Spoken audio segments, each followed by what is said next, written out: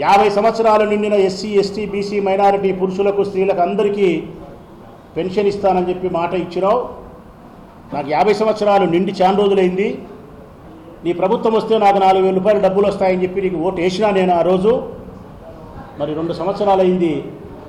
నాకు 4,000 చొప్పున పెన్షన్ ఇచ్చి ఉంటే నాకు 4,000 చొప్పున 96,000 రూపాయలు 2 సంవత్సరాలకు వచ్చి ఉండు.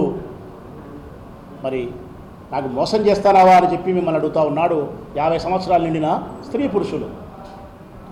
నిరుద్యోగ భృతి 3,000 రూపాయలు ఇస్తానని చెప్పినావు. 20 లక్షల ఉద్యోగాలు ఇస్తానని చెప్పినావు.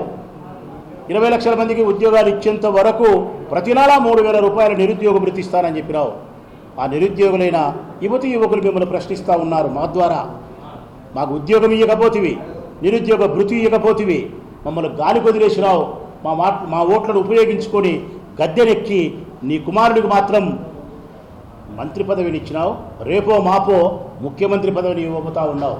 కానీ నీలాంటి కుమారులాగే యువకులమైన మాకు మాత్రం ఉద్యోగం లేదు, భృతి లేదు, నట్టి నడేట్లు మమ్మల్ని ముంచేసినావని చెప్పి నిరుద్యోగులైన యువతి యువకులు అడుగుతూ ఉన్నారు. మా ద్వారా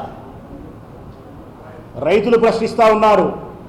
ప్రతి సంవత్సరం 26,000 రూపాయలు ఇస్తానని చెప్పినావు పంట పెట్టుకునేదానికి.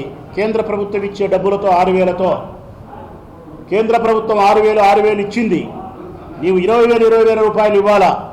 2 సంవత్సరాలలో 1 సంవత్సరం పూర్తిగా ఎగరగొట్టినావు. మరొక సంవత్సరం 14,000 ఇచ్చి 6,000 ఇప్పటికీ బాకీ పెట్టినావు. అంటే ఈ 2 సంవత్సరాలలో నాకు మీరు ఎగరగొట్టే డబ్బు ఎంత అని రైతు ఒకసారి అడిగితే 26,000 రూపాయలు ఎగరగొట్టినావు. ఒక్కొక్క రైతుకు 26,000 రూపాయలు ఎగరగొట్టినావు. రైతులు ప్రశ్నిస్తూ ఉన్నారు. ఈ దేశానికి రైతే వెన్నెముకంటావు. రైతులు గొప్ప వాళ్ళని ప్రశంసిస్తారు. మరి ఎన్నికలప్పుడు వాగ్దానం చేసి మా ఓటు ద్వారా అధికారంలోకి వచ్చి గద్దెనెక్కిన నీవు మా నోట్లో మట్టి కొడతావా?